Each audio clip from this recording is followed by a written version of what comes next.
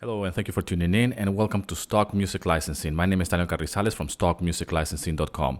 Now, today I want to talk to you about button endings. And what is this? What is the difference between a fade-out ending and a well-defined, what is called a button ending in the licensing or production music world?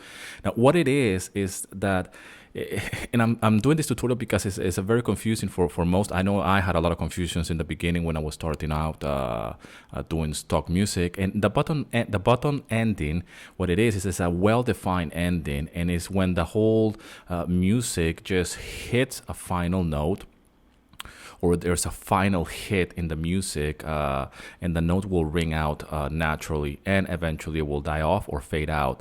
Now, I'm going to show you an example here in a piece of music that I'm working on, and it's just for you to know what's the difference between a fade-out ending, and obviously a fade-out ending is when you just turn the volume slowly on the actual music, and eventually it will die out, but the music is still playing, and you just turn it down as the music progress, or as the music is ending.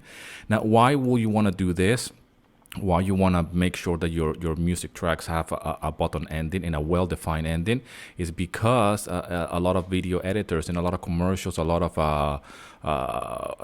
filmmakers and advertisement and presentations, if you have noticed, they all end in a very well-defined ending, and there is no time, or it's a very bad idea to have a music slowly going away when they need something like a punchline, if you will. It's almost like that.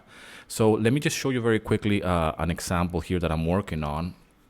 And I have two endings, but they're both button endings, and so you can see what I mean by this. Okay, so here we are, and I have this song, and towards the end it will come like this. So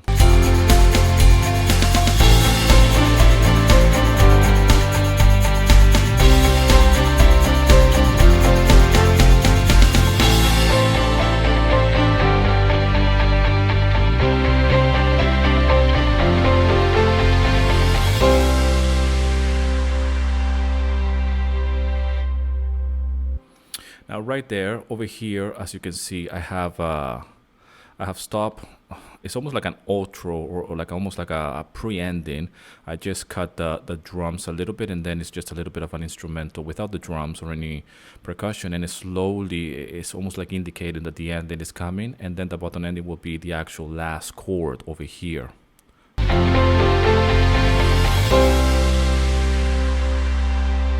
That note right there, when it goes into that final chord, that's what is called the button ending, and it's a well-defined ending that I can actually measure it if I was doing a video editing, and I want to know exactly where's the last hit of music. This is how you do it, and it helps a lot when it comes down to audiovisual production, because you can see exactly where you want that last music, or that punchline, or that ending, so you can actually predict where the music is gonna, or the video is gonna end, and you can actually go with it, and you don't have to guess, So if this was like bringing it down from around here, slowly bringing the volume down, it wouldn't be very well defined, and hence it will be very, very hard to edit, and how will it fit in this case.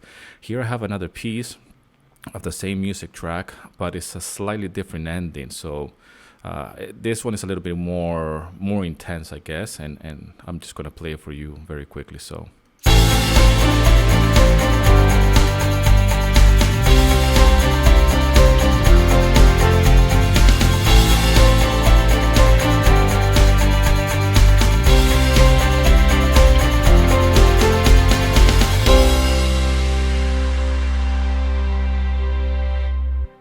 now the same music, the same piece of music, and what it is that I just carry on with the actual drums at the end, all the way to the end.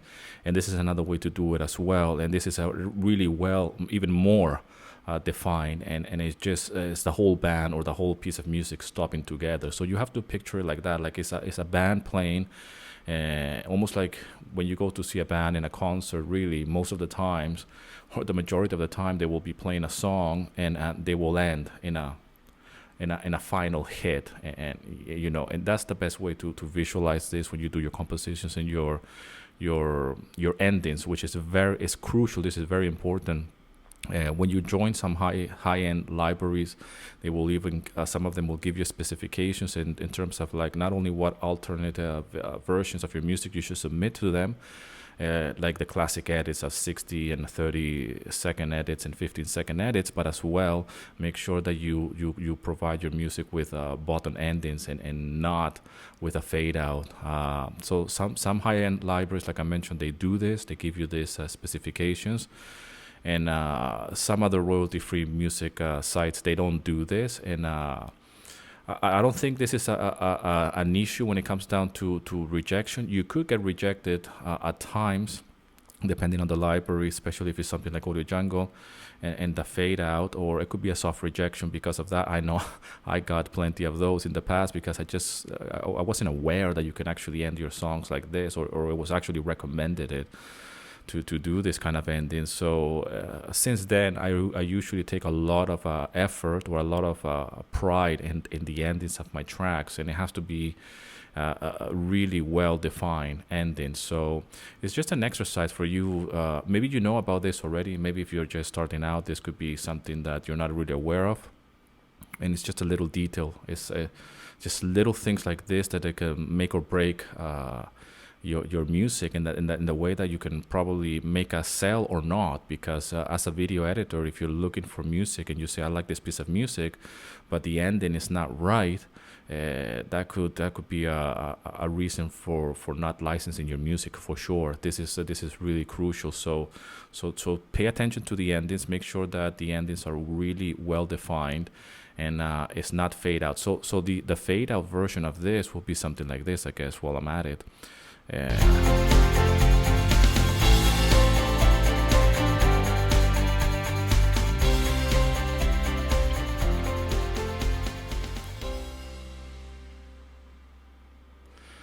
Something like that, you just fade out the whole song as it approaches the ending of the actual music. So that's not what you want to do with your songs. Especially, if it's an artistic song, if it's going to be for an artistic something that is your own artistic projects and whatnot, that's fine. But when it comes down to music licensing, this is, like I said, a deal breaker if you don't really have a well-defined ending. So anyways, just a quick video, just another tutorial. I'm thinking about how much more little tips and tricks I can add up to this YouTube channel. And because I have received a lot of private messages and emails saying that they want to see a little bit of more tutorials as well when it comes down to little production tips here and there. And I'm going to be trying to do more of this. Leave in the comment sections, again, if you want to see any more tutorials like this. Let me know if you want to know, if you want me to cover something in a specific or something that you would like to know. Let me know if you want to see more about mixing and mastering as well. When it comes down to stock music licensing tracks and the likes, because I get a lot of comments and a lot of emails and private messages about levels, about mixing, about mastering. If I master my own music, how do I do that? So leave in the comment section, see if this is something that you want to see in the future. And as always, thanks a lot for all the love and support. Thanks for subscribing. Thanks for all the messages. Thanks for sharing. And as always, rock and roll, and here's to your success.